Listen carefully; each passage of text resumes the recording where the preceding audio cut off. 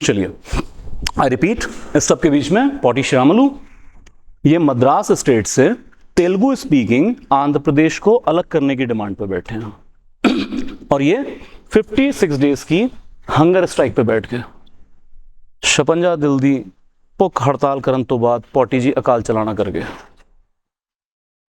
ये दुनिया से क्या गए, ये सारा प्रोटेस्ट वायलेंट हो गया। जो हमें आता है 4 दिन धरने ते बैठो, जो सरकार गल नहीं सुन दी 2 PRTC फूंक दो, 4 थाने फूंक दो। ये स्ट्रगल इतना इंटेंस हुआ कि हमारे प्राइम मिनिस्टर जवाहरलाल नेहरू ने पार्लियामेंट में खड़े होकर कहा that India is leading towards civil war अगर हम इस डिमांड को केटर नहीं करते हैं तो फाइनली इस पब्लिक एजिटेशन के प्रेशर के अंदर इंडिया में पहला स्टेट कार्व आउट हुआ and that was Andhra Pradesh, अक्टूबर 1953 बन गया। अच्छा यहां पे देखिए कि रीऑर्गेनाइजेशन कितना इनकम्प्लीट है। इसी आंध्र प्रदेश से 2014 में आपने तेलंगाना अलग किया फिर जाके। क्लियर यहां तक? चलिए, तो यूनाइटेड आंध्रा है ये तेलंगाना वाला एरिया भी। क्लियर? अब जैसे ही ये चीज सरकार ने कर ली, अब सरकार को अगला खतरा ये है कि ऐसे ही प्रोटेस्ट अब जगह जगह पे वायलेंट हो जाएंगे, तो भाई कोई बीच का मैकेनिज्म निकालना पड़ेगा। Further you right last thing, Fazal Ali commission, justice Fazal Ali commission 1953 में ही बन गया था, ये 1955 में रिपोर्ट आई है। अच्छा इसके साथ 2-4 चीजें लिख लें, इसको स्टेट्स रीऑर्गेनाइजेशन कमीशन भी कहते हैं। तो अगर किसी बुक में आप SRC देख लें कि state reorganisation commission, that was Fazal Ali, तो सेम कहीं पे फजल अली यूज कर लेते हैं, कहीं पे स्टेट रीऑर्गेनाइजेशन कमीशन। ठीक है, इसके साथ मेंबर्स भी लिखिए, कई एग्जाम में पूछा गया। Fazal Ali himself obviously, anyone? KM Panikkar, KM Panikkar,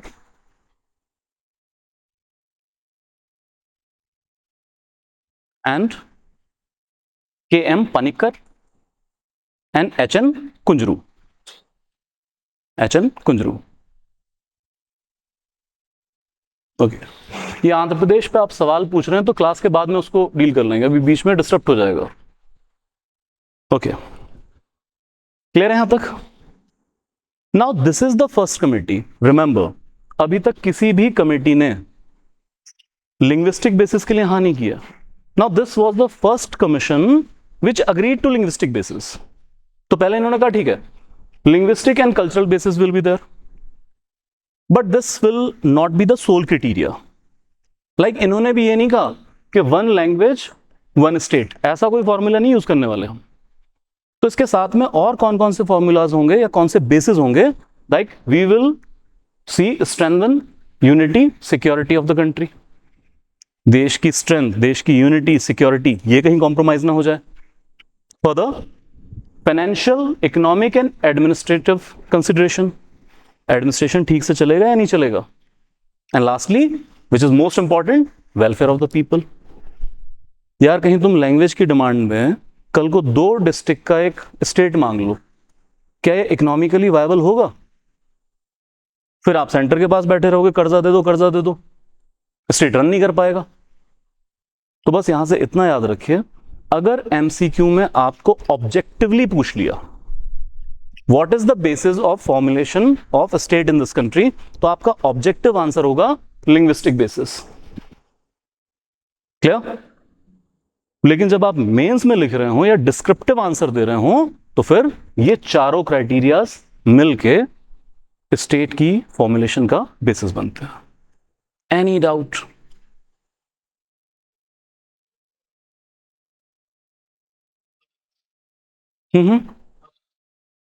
Tamil Nadu और ये सारा एरिया, तमिलनाडु आप सिटी को अलग रखें, सारे को मद्रास कहा जाता है। ये सारा एरिया मद्रास कहला रहा था, Madras presidency, it was huge. जैसे फॉर एग्जांपल महाराष्ट्र और गुजरात है, Maharashtra and Gujarat 2 heavy states हैं। कब बने?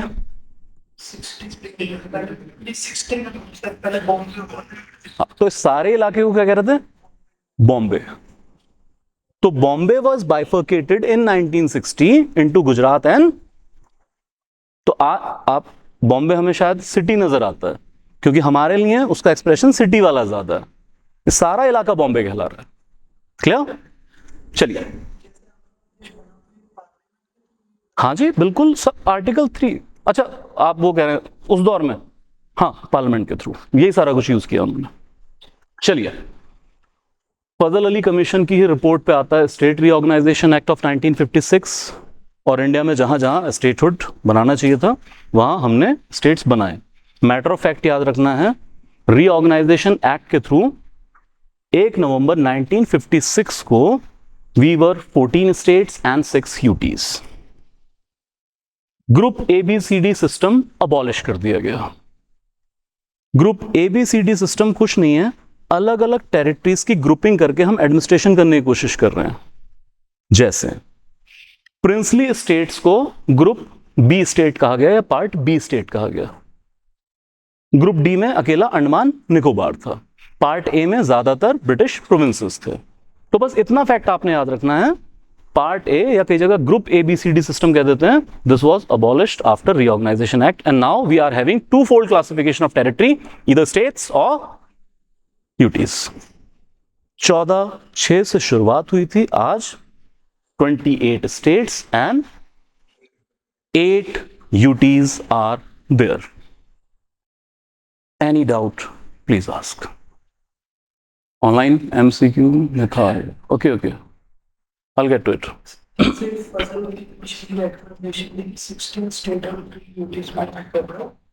नहीं, इसकी रिपोर्ट पे बनाया गया, इनकी recommendation as I am remembering शायद 3 सेंट्रल प्रोविंसेस की थी।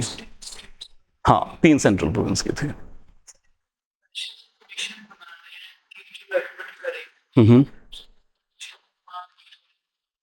Remember commissions advisory in nature होते हैं।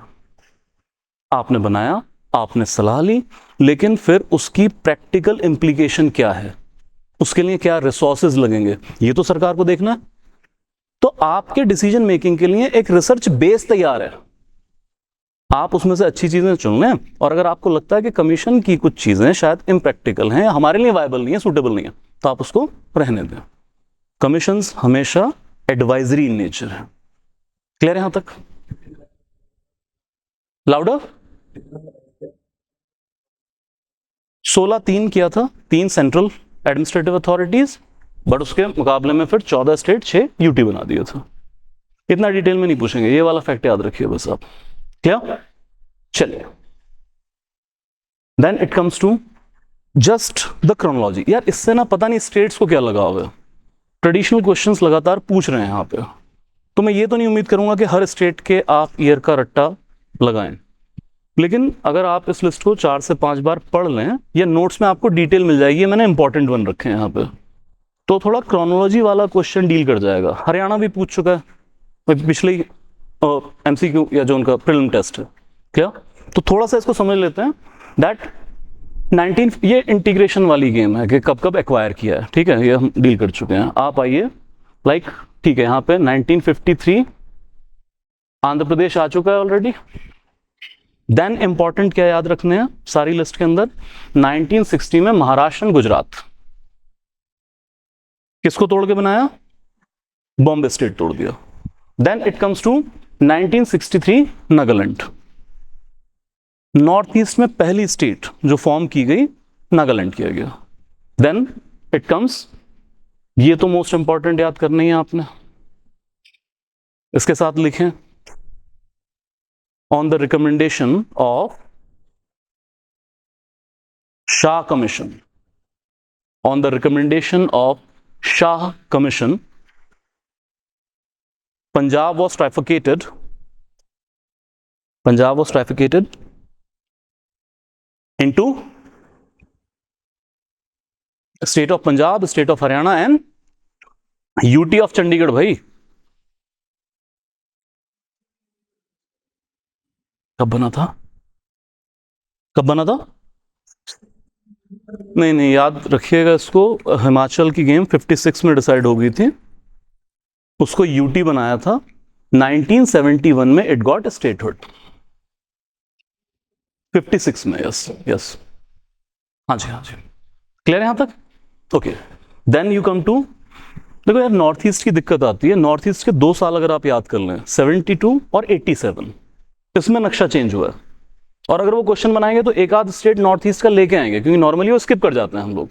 सो 1972 में मणिपुर, त्रिपुरा, मेघालय, 1974-75 में सिक्किम स्टेटहुड मिल गया था, 75 कर लीजिएगा इसको। देन 1987 में मिजोरम, अरुणाचल प्रदेश और गोवा को स्टेटहुड मिल गया, क्योंकि 1961 में जब गोवा एक्वायर हुआ, treated as UT, in 1987 got statehood. Then it comes to Chhattisgarh, Uttarakhand, Jharkhand, एक एक हफ्ते के अंदर पे 3 स्टेट एस्टैब्लिश हुए, छत्तीसगढ़, उत्तराखंड, झारखंड। किस छत्तीसगढ़ किस स्टेट से निकला? हाँ जी, छत्तीसगढ़ किस स्टेट से निकला? Madhya Pradesh, exactly. Uttarakhand state of UP, and Jharkhand Bihar से। क्लियर है यहां तक? देन 2014 तेलंगाना स्टेटहुड, 2019 वो स्टेटहुड नहीं है, conversion of state into UT. तो कोशिश करें नोट्स वगैरह के अंदर इनकी क्रोनोलॉजी थोड़ा देख लें, कौन पहले बन रहा है कौन बाद में बन रहा है, कुछ डेट्स के थ्रू भी आप डिसाइड कर पाएंगे। Any doubt? Crystal clear? चलिए कर दो सॉल्व।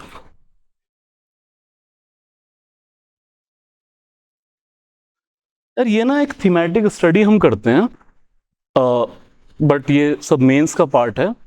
जैसे प्री 2000 स्टेटहुड की डिमांड के पीछे क्या रीजन है और 2000 के बाद क्या है, तो मैं अगर थीमेटिक आंसर आपका करूं, जैसे इसके पीछे एडमिनिस्ट्रेटिव या डेवलपमेंटल रीजन थे, तो एक लाइन में कहें तो तेलंगाना मिनरल रिच एरिया है, लेकिन वो कहते हैं यहाँ का एक्सप्लॉयटेशन कर, rest of Andhra Pradesh develop हो रहा है, हमारा एरिया डेवलप नहीं हो रहा है।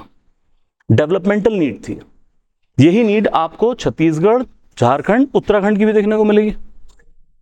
ठीक है, तो यहां पर कोई बहुत ज्यादा लिंग्विस्टिक या कल्चरल एफिनिटी वाली चीज बहुत ज्यादा स्ट्रांग नहीं है, वो बैक स्टेप में हो सकती है just to support their mental. 2000 से पहले अगर आप देखें यहां पर, ये ज्यादातर लिंग्विस्टिक और कल्चरल एफिनिटी के ऊपर है। तो पंजाबी सूबा मूवमेंट, आप बॉम्बे वाली स्टेट तो गुजराती स्पीकिंग, मराठी स्पीकिंग की लड़ाई थी।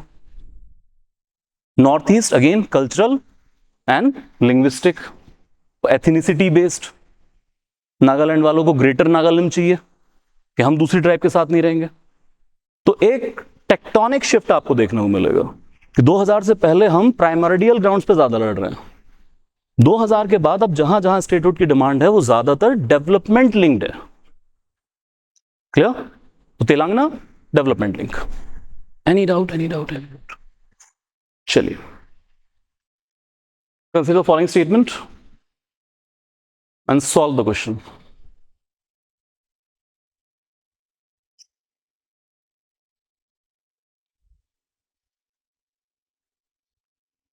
क्विकली, इतना टाइम नहीं है भाई। हाँ जी जी, 2 ओनली, बोथ, ठीक है, बोथ, लास्ट वन, हाँ जी, सेकंड ओनली। नहीं नहीं, पहले डिसाइड कर लो आराम से, कोई जल्दबाजी नहीं है, मैं इधर हो जाता हूँ। हाँ जी मैम,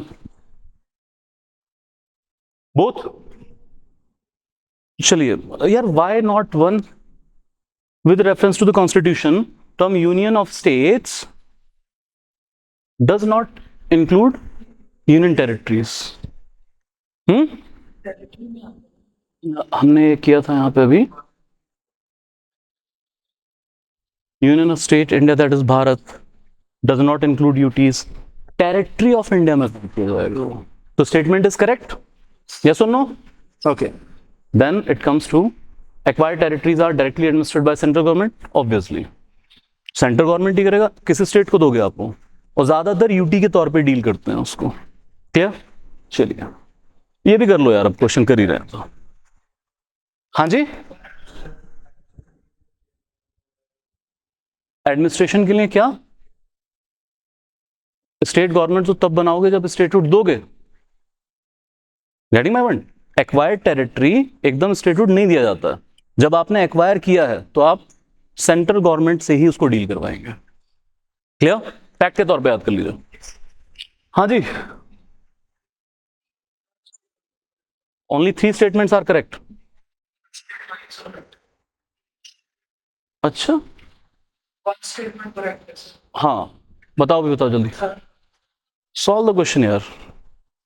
ऑनलाइन दिस वन, यहां से दिख नहीं पा रहा मुझे स्क्रीन एक्चुअली, मेरे फोन की बैटरी डेड हो गई। ए ए ए ए बी सी सारे ही ऑप्शन है यार, हद हो गई। Okay let's check it. State खुद को बाइफरकेट कर सकते हैं? नहीं नहीं नहीं, इतनी औकात नहीं है, पार्लियामेंट करेगा। 28 स्टेट नॉन यूटीज, यार 28 का 8 ही बाहर ले आओ, बस रट्टा मार लो, स्टेट लेवल पे पूछा गया इसलिए कह रहा हूं। क्लियर? देन ये अच्छा था, चलाओ थोड़ी देर। हाँ, reorganisation commission was headed by Justice Fazil Ali? Yes, it is correct. Then Dhar Commission accepted the demand that state should be established on linguistic basis. नहीं सर, फजल अली कमीशन के अलावा किसी कमीशन ने एक्सेप्ट नहीं की थी ये डिमांड, रूल आउट ही कर दीजिए। तो धर तो पहली थी, बिल्कुल नहीं उन्होंने एक्सेप्ट किया था।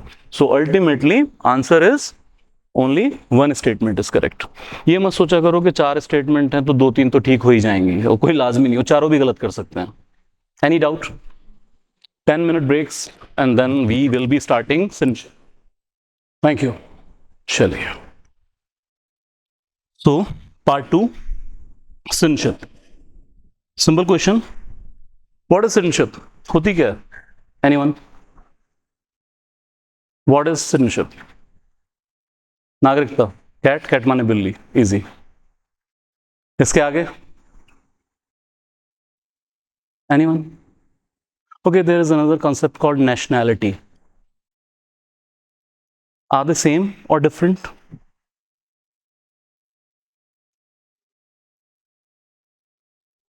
Citizenship official? Okay. Legal. Very good. Good, good.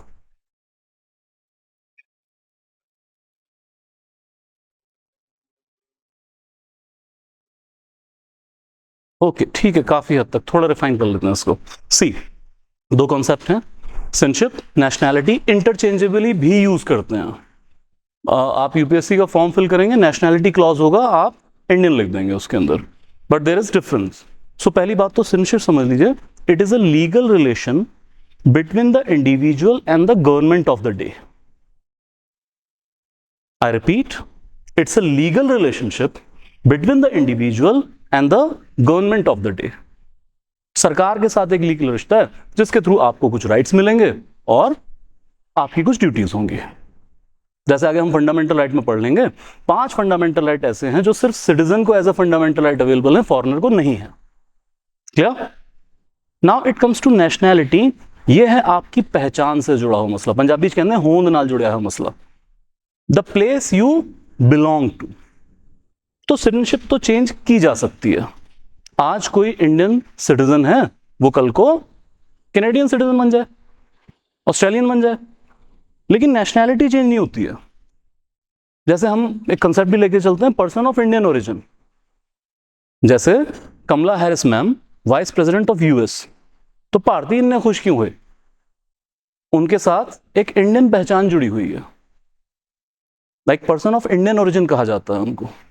Getting my point? लेकिन वो सिटीजन तो इंडिया की कभी भी नहीं रही, तो born and brought up in US. ऐसे ही एक मैम सुनीता विलियम्स, स्पेस में स्टक हो गई भी पीछे, नाम ही सुनीता, साढ़े पिंड तो उठ के गई होते, but born and brought up in US, लेकिन क्या पहचान है? इंडियन पहचान। तो basically where the place you belong to, that decide your nationality. ए होने का मसला है। मैं कहना यह चाहना जापानी जिथे भी जाऊगा रहूगा तो जापानी, पंजाबी जिथे भी जाऊगा कहूँगा पंजाबी, सिटीजनशिप भावें कोई भी हो। तो this is the difference between nationality and citizenship. Citizen सिर्फ नेचुरल पर्सन्स होते हैं, नेशनैलिटी किसी कंपनी की भी हो सकती है, जापानीज कंपनी, ठीक है, एक ये और बड़ा फर्क है। चलिए आगे चलते हैं, दो कॉन्सेप्ट समझ लें, एक है जस्ट सॉली, एक है जस्ट सैंगविन। दुनिया भर में जब सिटीजनशिप के लॉज बनते हैं तो इन दो कॉन्सेप्ट को फॉलो किया जाता है। जस्ट सॉली, सॉइल से जुड़ा हुआ, हमारी लैंड पर इतने टाइम रहोगे सिटीजनशिप ले लेना। Just sanguine, blood, blood relations, कि एक इंडियन कपल है, उनके बच्चे अगर होते हैं तो इंडियन सिटीजनशिप मिल जाएगी। क्या इंडिया में दोनों मिक्सचर फॉलो हो रहा है।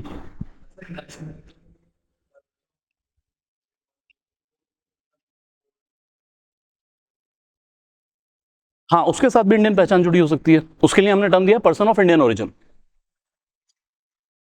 क्या चीज?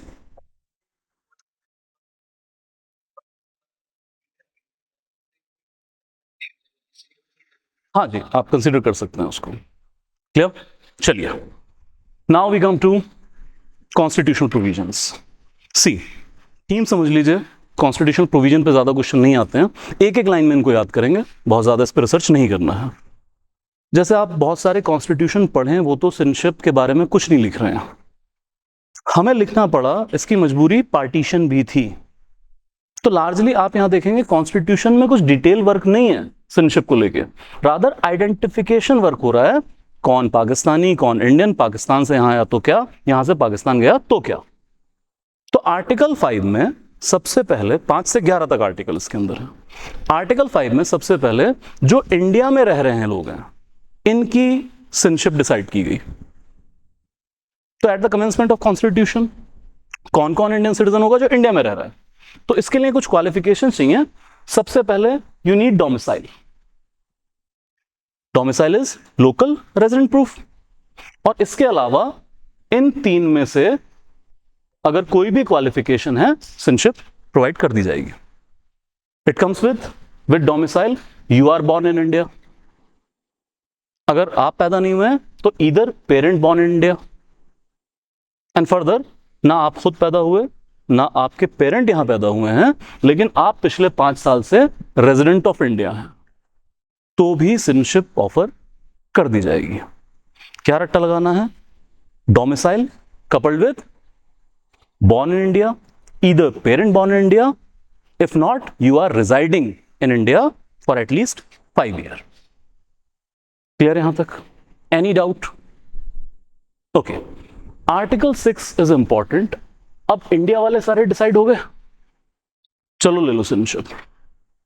Now persons coming from Pakistan to India settle होने के लिए, तो इनके लिए एक डेट रखी गई 19 जुलाई 1948।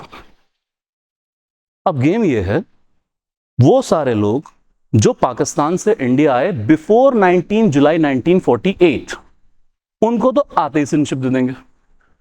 लेकिन अगर पाकिस्तान से कोई यहां रहने आया आफ्टर 19 जुलाई 1948, तो पहले 6 महीने का स्टे कीजिए आप, फिर आपको सिटीजनशिप दे दी जाएगी। As plain as simple. तो पंजाब जितो आप बिलोंग करते हैं, बहुत सारा माइग्रेशन होया, आप हजे भी टैग दे देंगे रिफ्यूजी भरा। तो बस अगर आपके कोई दोस्त रिश्तेदार हैं तो आप समझ लें वो फैमिलीज पाकिस्तान से अगर इधर आई हैं 19 जुलाई 1948 तो पहला आए ने आउंदे सिटीजनशिप मिल गई सी, 19 जुलाई 1948 तो बाद आए ने, था 6 महीने दी PR कट लो, कुछ भी ऐसा बना लीजिए, और उसके बाद सिटीजनशिप मिल जाएगी। इंडिया वाले सेटल्ड, पाकिस्तान वाले settled. Clear? Okay okay okay okay okay. See, अभी हम टुवर्ड्स द एंड देखेंगे कि ये सिटीजनशिप के आर्टिकल रिडंडेंट हैं, ये आज लागू ही नहीं हो रहे हैं, तो होल्ड पे रखिए, बस मैं अगली स्लाइड पे इसके आंसर पे आता हूं। यहां तक clear? Then article 7 talks about person who migrated from India to Pakistan, clause 1, and later return to India. मैं कहना यह चाहता हूं कि सबसे पहले यहां एक डेट रखी गई 1 मार्च 1947। 1 मार्च 1947 तो बाद पोस्ट अगर कोई पर्सन माइग्रेट कर गया पाकिस्तान रहने के लिए, तो पहला डिक्लेरेशन ये है कि वो इंडिया का सिटीजन कंसीडर नहीं किया जाएगा, क्योंकि वो आर्टिकल 5 में भी तो सिटीजनशिप क्लेम कर सकता है, तो भाई वो इंडिया का सिटीजन नहीं है। लेकिन अगर यही पर्सन वापस आ जाए इंडिया में रहने के लिए, तो आप ऐसे ही ट्रीट करेंगे जैसे 19 जुलाई 1948 के बाद आया, मतलब 6 महीने का स्टे, उसके बाद सिटीजनशिप दे देंगे। आई रिपीट, बस 2 लाइनों में याद कीजिए। 1 मार्च 1947 तो बाद पाकिस्तान चले गए, इंडिया का सिटीजन नहीं है। वही पर्सन अगर वापस आ गया तो 6 महीने का स्टे, क्योंकि भाई थोड़े मूड का कुछ नहीं पता, तुम फिर कहो मेरा जी नहीं लगता, मैं चलना है पाकिस्तान, तो हम कब तक पेपर वर्क करेंगे? 6 महीने रहिए, अपनी इंटेंशन शो कीजिए रहने के लिए, फिर हम सिटीजनशिप दे देंगे। तो कुल मिलाकर इंडिया वाले सेटल, पाकिस्तान से आने वाले सेटल, यहां से पाकिस्तान और फिर वापस आने वाले सेटल। Crystal clear? लेकिन ऐसा तो नहीं है ना कि इंडियंस सिर्फ इसी सब कॉन्टिनेंट में मौजूद थे। ये जो बाहर जाने का ट्रेंड है, ये तो with the dawn of civilisation चला रहा है। We were everywhere. तो इतिहास में आप पढ़ते होंगे गदर पार्टी। गदर पार्टी का हेडक्वार्टर कहां था? San Francisco, US. वहां मौजूद हैं कुछ लोग।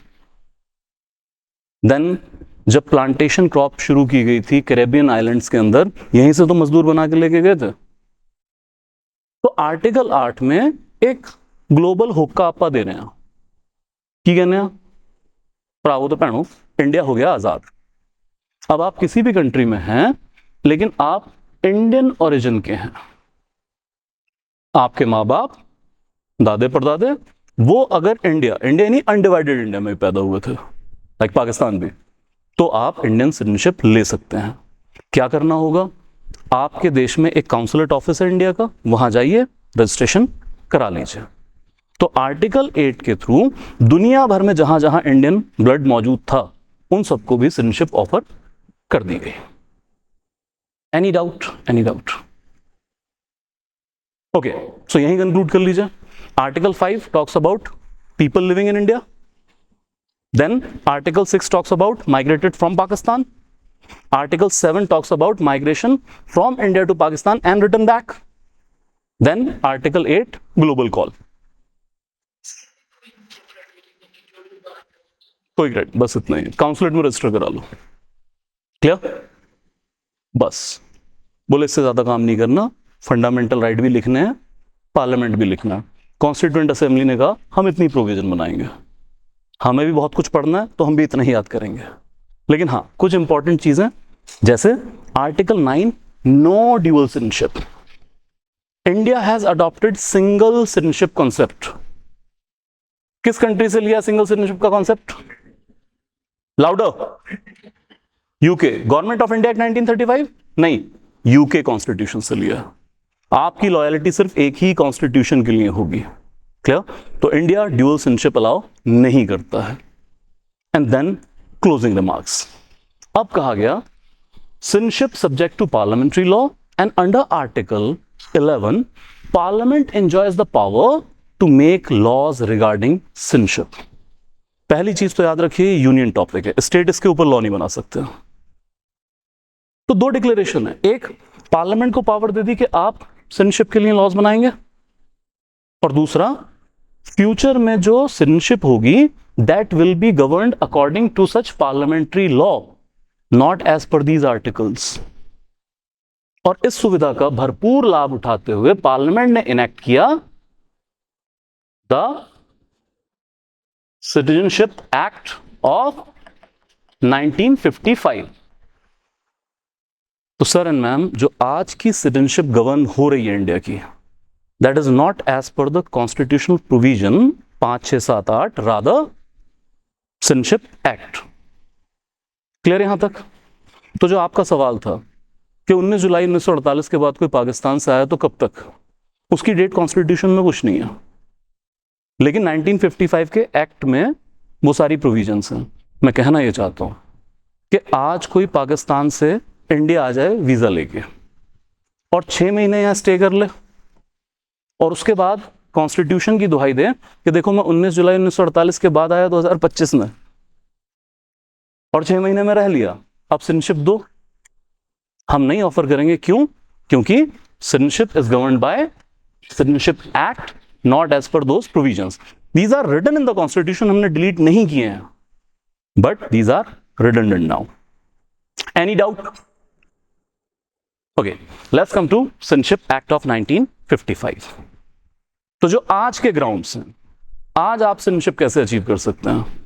सो there are 5 ground to acquire the citizenship and 3 grounds to lose the citizenship. तो देखिए, अभी तक जो प्री के अंदर यहां से क्वेश्चन आया है वो ज्यादातर इसी चीज के ऊपर है।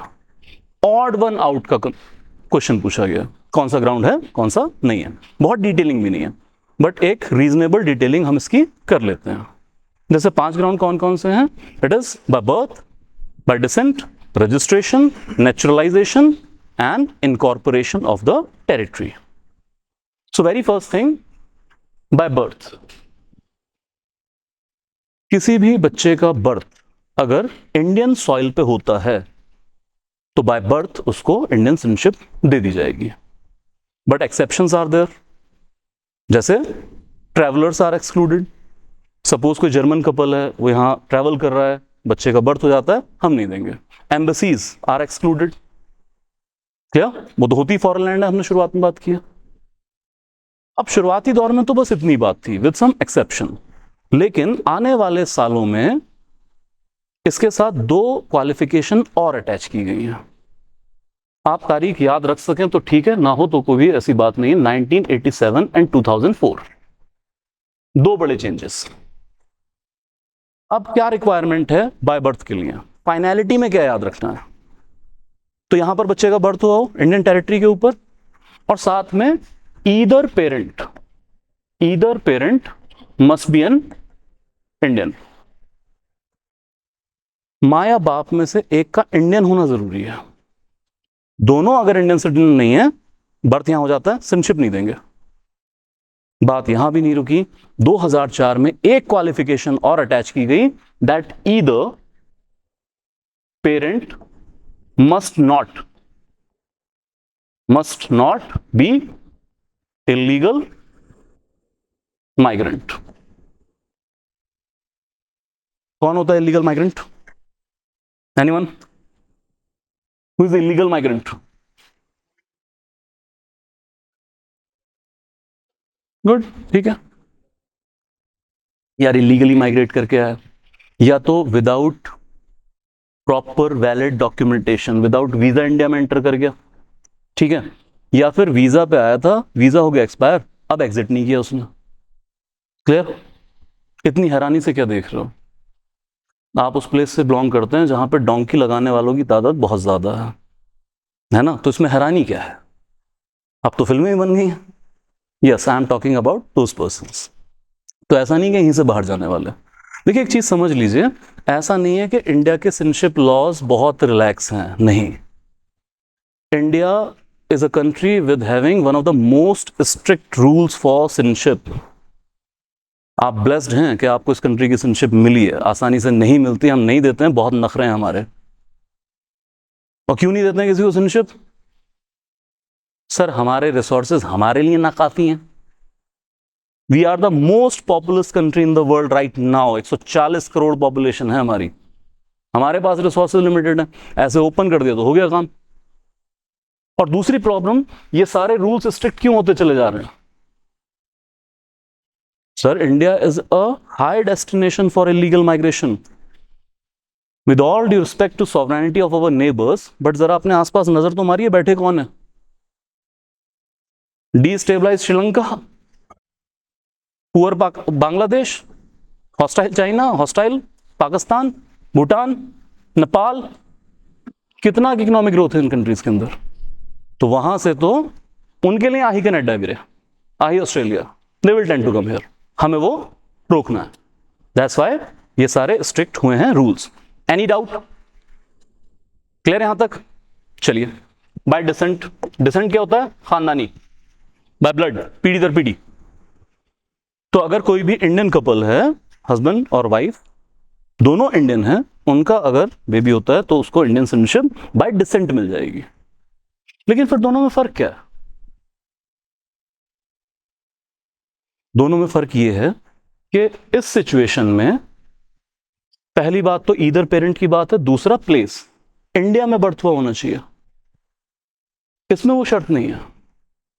तो सपोज कोई इंडियन कपल है, husband wife, they suppose migrated to Australia, but अभी वहां के सिटीजन नहीं हुए हैं। आपने सुना ही होगा पीआर टीआर उस सब पे चल रहा है, यूएस चल गए ग्रीन कार्ड, और वो कई कई साल लंबा होता है, उन्होंने 20 साल हो गए लोगों को पक्के नहीं हुए। तो जब तक वो किसी और कंट्री के सिटीजन नहीं हो जाएंगे, वो कहां के सिटीजन है? इंडिया के।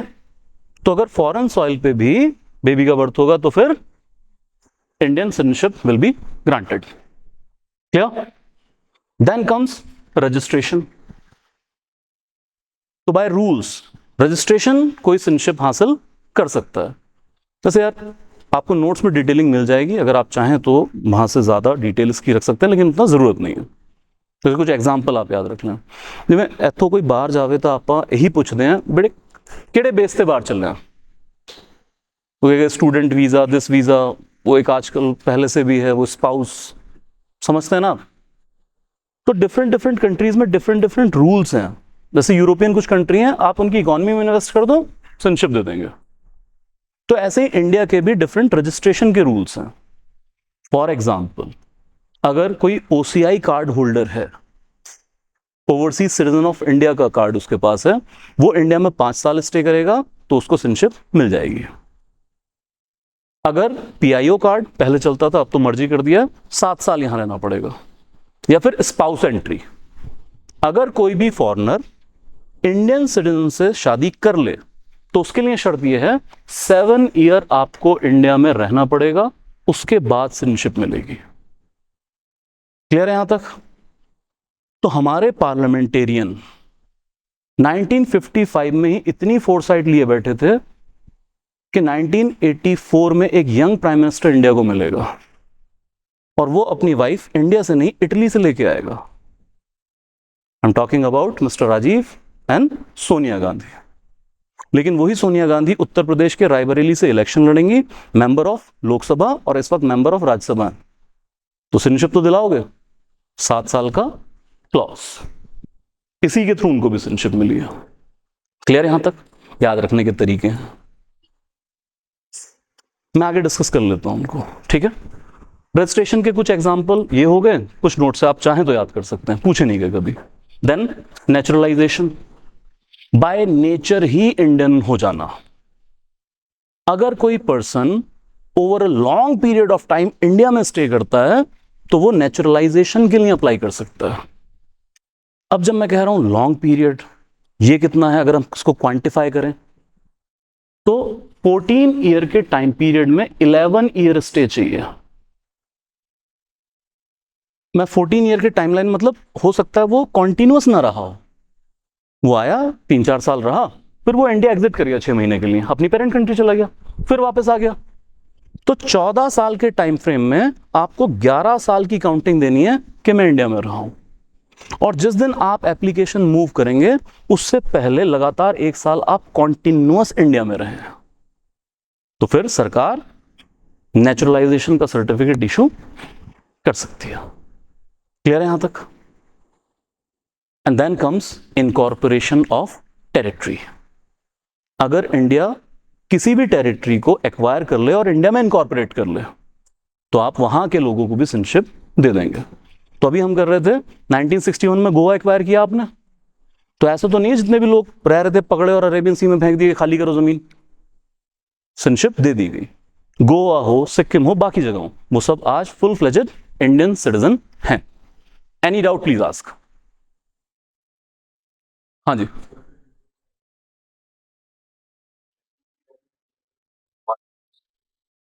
नहीं उसके अंदर भी डिटेलिंग हो सकती है बट मुझे भी याद नहीं है फ्रैंकली।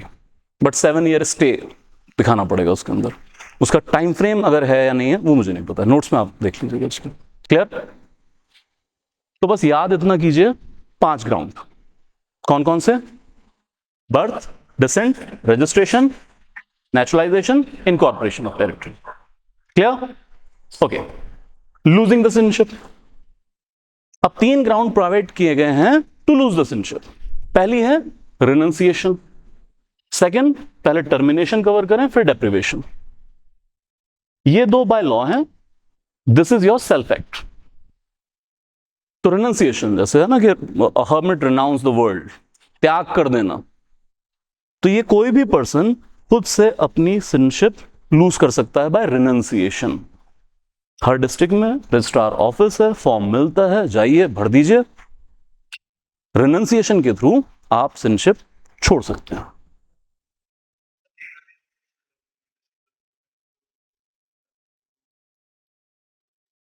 इंडियन से मल्टीपल है ना ऐसा कुछ नहीं, नहीं। और आधार नहीं है इसमें, ये याद रखिएगा, जो यूपीएससी पूछ चुकी है। क्या? हाँ, voter card one of the thing. Clear यहां तक? चलिए, रिनंसिएशन समझ में आ गया, आप खुद छोड़ सकते हैं। Then termination, this is the replication of article 9, no dual citizenship. So, if any person voluntarily acquire the citizenship of another country, his or her Indian citizenship will be terminated. एक ही शर्त है कि अगर दूसरी कंट्री के citizen हो गए, India की सिटीजनशिप को टर्मिनेट कर देंगे। तभी मैंने कहा this is the replication of article 9। वही वाली चीज अब एक्ट में भी लिखी हुई है, now you follow. Clear? And then comes deprivation.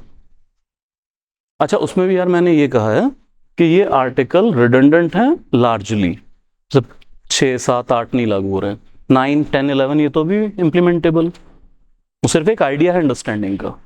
Okay, now it comes to deprivation. तो सरकार के पास ये पावर है, अलग अलग रूल्स के थ्रू हम किसी सिटीजन की सिटीजनशिप को डिप्राइव ऑफ कर सकते हैं। अब इसके भी डिफरेंट ग्राउंड्स हैं।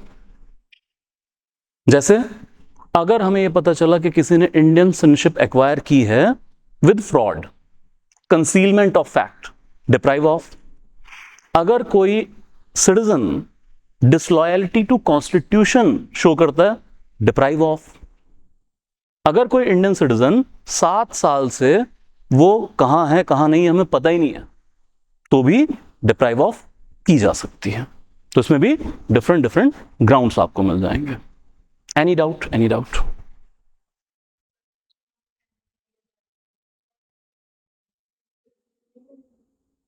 आपने पीआर कहा, वो तो है सिटीजन ऑफ इंडिया। हाँ जी, पीआर नहीं है, वो सिटीजन है। फर्क करें इसमें, पीआर सिटीजनशिप से पहले की एक स्टेज है कि वो परमानेंट रेजिडेंट है बट वो सिटीजन नहीं है। क्लियर? उसको रहने का राइट है वहां पे। तो अगर वो पीआर है तो अभी वो इंडियन सिटीजन है, तो उसके पास तो ऑलरेडी है। लेकिन अगर उसने किसी और कंट्री की सिटीजनशिप ले ली है तो वापस इंडिया की सिटीजनशिप अप्लाई कर सकता है in different of these rules जो हमने पहले पढ़े हैं, स्पेशली इन रजिस्ट्रेशन। यार अक्षय कुमार कंट्रोवर्सी पता है आपको? तो अक्षय कुमार को बहुत ट्रोल करने लग पड़े थे लोग कि यार देशभक्ति की फिल्म बनाता है कैनेडियन सिटीजन। तो Akshay Kumar was Canadian citizen. तो वो खुद उन्होंने कहा भी इंटरव्यू के, तो फिल्मा नहीं चल रही तो है, तो मैं भी पंजाबी में सोचा कनाडा चल जाएंगे, इधर फिल्मा चल निकलियां, नहीं गए। कभी आपको फील भी हुआ कि वो कैनेडियन सिटीजन हैं? हर एक्टिविटी ऑपरेट कर रहे हैं यहाँ पे, through which facility? After 2005 specially OCI card था उनके पास। अब ओसीआई कार्ड के लिए ये है कि अगर कोई फॉरेन कंट्री का सिटीजन है, उसके पास ओसीआई कार्ड है, वो 5 साल इंडिया में स्टे कर ले, सिटीजनशिप मिल जाएगी। अब अक्षय कुमार तो रही यहां रहे, तो अल्टीमेटली लास्ट ईयर और सो उन्होंने बाकायदा सोशल मीडिया पे ये पोस्ट डाली है अपने डॉक्यूमेंट शेयर करके कि आई रीगेन्ड इंडियन सिटीजनशिप, प्लीज अब ट्रोल मत करना। This how you operate. तो रीगेन आप कर सकते हैं, रूल्स के थ्रू करेंगे। Any doubt? क्लियर यहां तक? चलिए, अच्छा इसको डील कर लेते हैं, ओसीआई पीआईओ। एनीबडी, क्या कॉन्सेप्ट है ये?